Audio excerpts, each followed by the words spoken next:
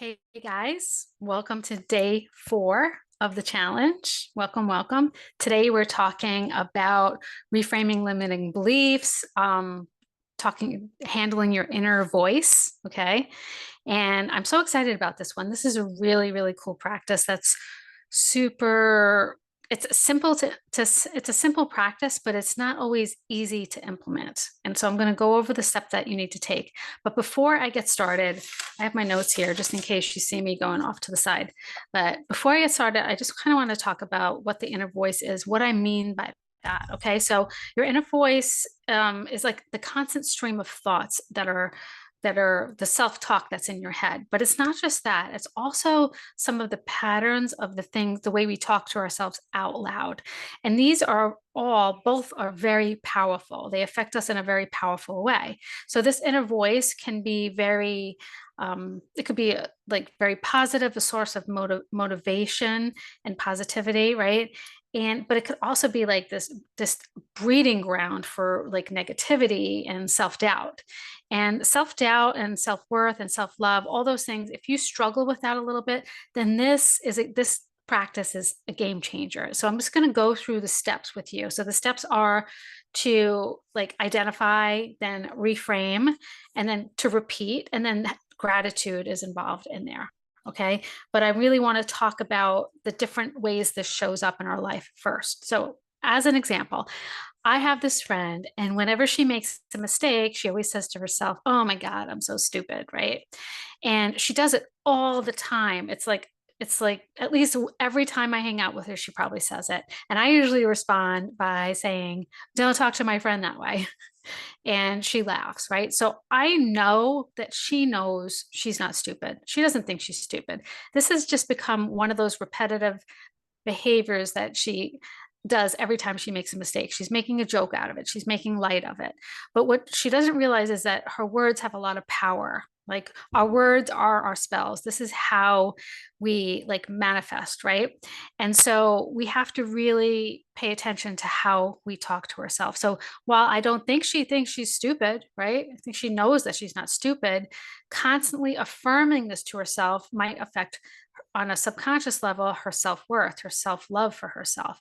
So if you have like those issues with yourself, you might not know where it's coming from. You might feel like a very confident, smart person, but there's these times where you feel really insecure.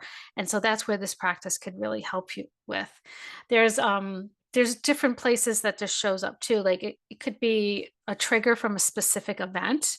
So as an example, if you're the type of person at work, maybe you're a manager, maybe you have to run like a weekly meeting every week, and maybe you don't like it. Maybe it's something that's really hard for you. And the negative self-talk comes in every week, like, oh my God, look what I look like. Oh, I never say anything right. Nobody respects me. Like it could just be like this negative self-talk.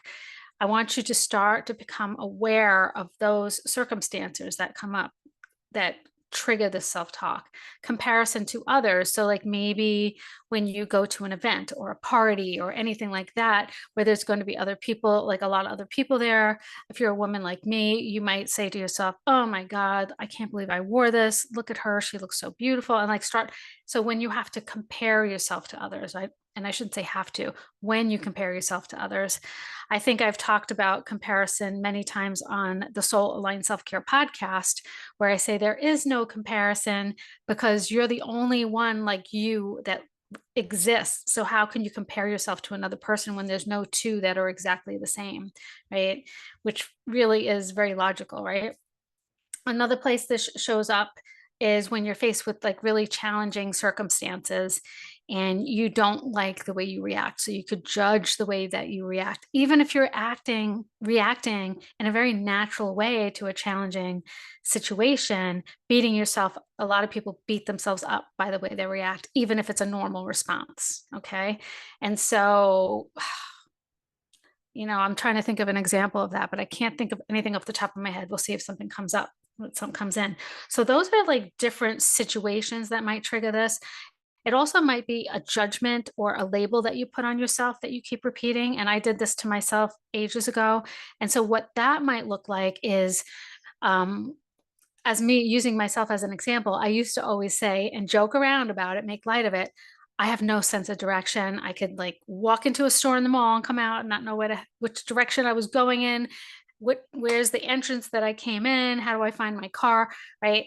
And so I did this for years and I just like accepted this as a part of myself. So another way that shows up for some people is they might have been told they were shy when they were little, when maybe they were just quiet and they were never really shy, but they like embraced this and affirmed this behavior by just almost used it as um, an excuse for them not to step out of themselves, not to move into their big dreams and their big ideas. Oh, I'm just a shy person. So like all I was doing when I said I have no sense of direction and joking around about it was I was beating myself up, but I was also reaffirming that as fact as my identity. When when I started to challenge that identity, to challenge that thought, was when I started trail running.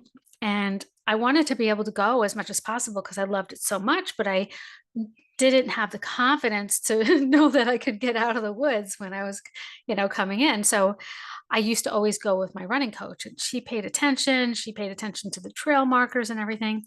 And so I made the decision. It always comes with a decision, which is so important, right?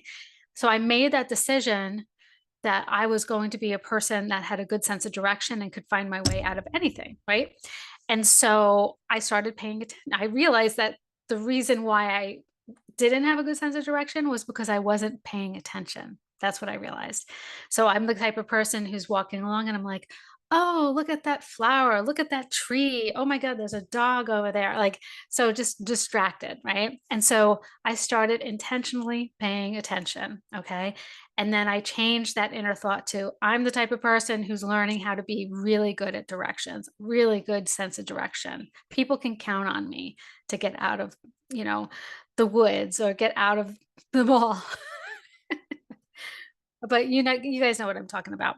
And so that's a different way that it shows up. And then we have just that inner judgment, that inner voice. It might not be something you're speaking out loud, but it might be something that's in your head. So like maybe you're walking past a mirror or like a window and you see your reflection and you're like, oh my God, I can't believe how fat I am. But you're saying it in your head, right?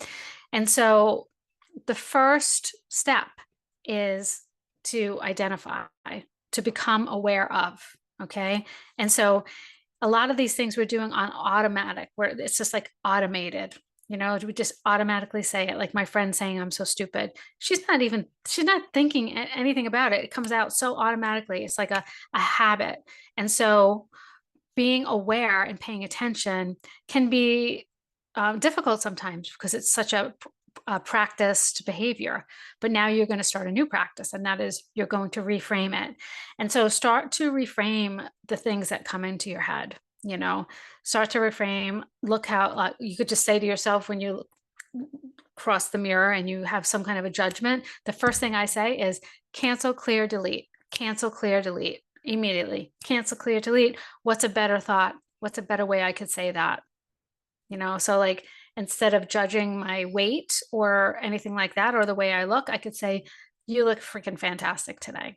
You know, whatever thought you want to change. Instead of somebody calling themselves stupid, you could be like, you're amazing. You're not perfect, though you make mistakes, but you're amazing, right?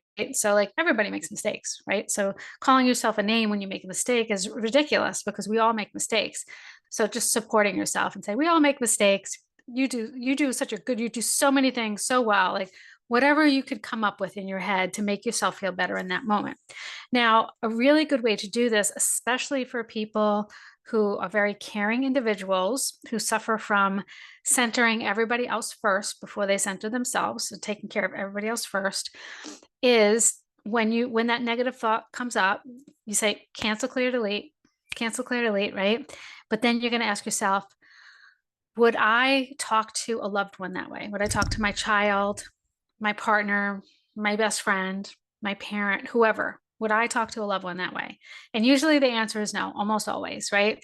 And so then the next question is, how can I reframe that and support? If my friend or my loved one was in the same situation, that same thing just happened, how would I support them? What would I say to them? So, like in the instance where you're judging yourself in the mirror, what would you say to your friend? Like if she said, "Oh my God, look how fat I am."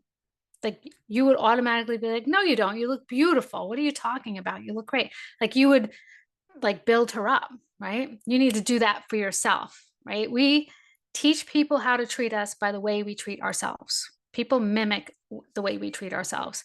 So inside and out, it's an energy, right? People can feel it when you're beating yourself up, right? So you need to be your own BFF first. You need to do this for yourself. And so recognizing all the ways that the negative self-talk, the negative judgment, the negative talk out loud talk, right? Recognizing all these different situations, these patterns that come up. So I think that anybody who's listening right now can probably recognize at least one pattern in their life.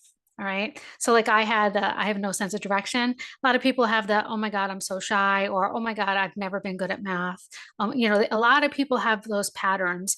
And I'm sure that of everybody that's listening right now that watches this 7-day challenge, they can come up with at least one thing that they say to themselves on a regular basis that they know is not serving them, that they know they can reframe. Okay. And the gratitude part, and then I say repeat, obviously, because this is a practice, right? So it was a practice behavior. Like my friend practiced her behavior of calling herself stupid almost every time I hang out with her, right? So it's a practice. We have to reframe that and then practice the new behavior, practice the new words. Okay. And so that's why these are called self-care practices. Okay. Because we have to, you can't just do it once and expect it to solve everything. It has to be something you do over and over again until it becomes the norm, until it becomes a natural thing that you do every single time. So that cancel, clear, delete, that pops into my head so quick. I don't even have to be intentional about it. It's something that comes just natural to me. So when you first start this practice, it might be something you have to be very intentional about. You have to be very aware of your thoughts and your talk. Very aware of the words that you're speaking, or I say the spells that you're speaking, right? So you have to be very aware. So reframe, repeat, okay? And then gratitude. Okay, so be grateful that you're doing this for yourself. Be grateful for the new reframe. So the new reframe. So telling yourself you look beautiful when you cross the mirror. I'm very grateful for all the things that I have in my life. So I'm grateful for my body. I'm grateful for my health. I'm grateful for my skin. I'm grateful for my eyelashes. Some people don't have eyelashes. I'm grateful for my eyebrows. What are you grateful for? How can you add gratitude in to the end of that reframed comment? How can you be grateful for all the things that you do have? Okay. And so, so we start out by acknowledging or being aware of or identifying the thought or the talk, reframing it, repeating it, and then having that gratitude. And there's so many benefits to this. Of course, you increase your self-esteem and your self-love and your self-worth, but you also are allowing yourself to be really authentic and showing up really authentic. You're being vulnerable with yourself, kind of. You're admitting to this, and then you're working on the reframe of it. And so it really helps with your authenticity, but it also helps with your self-awareness because you're being very intentional about being aware of your thoughts. So be sure to look below and check out the journal prompt and the affirmation and anything else that I've written on this page, and reply to this email. Let me know anything that comes up, any questions you might have, anything you want to share with me, a challenge or an aha moment. I would love to hear it. And also, I want you to start paying attention to the emails because I'm going to start inviting you to join me in the Soul Aligned Self-Care Circle, which is a coaching membership where I introduce you to a weekly self-care practice. I go deep into it and I support you. I hold you accountable. We have a weekly coaching calls, but just go check it out. It's really cool way to be surrounded by like-minded people and to start implementing this stuff into your life and having that accountability and that support. So be sure to check that out. It'll be in this email somewhere. And if you have any questions, just reach out. Okay. I love you guys. Bye.